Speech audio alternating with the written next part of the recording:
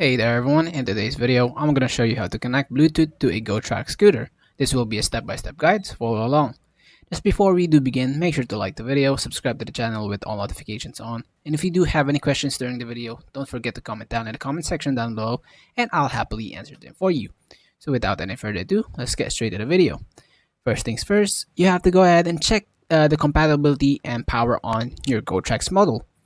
Now, if everything is verified and the features and turn on your scooter, just go ahead and click on activate pairing mode. Once done, go ahead and go to your GOTRAX app right over here.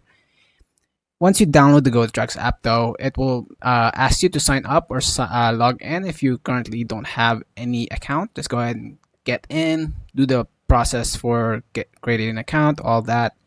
Basically, all just simple. Once done, this is what it should look like. This is the home screen right here. Just go ahead and click on add device. Now, most people have the problem of getting their device pairing up. So if you don't see your device right over here, just go ahead and do the manual on the top right over here. As you can see, just go ahead and do the camera right over here. But I won't show my camera as of right now. But just go ahead and click on allow and go ahead and do the barcode on your device. And that should be set to get your device manually added on the app.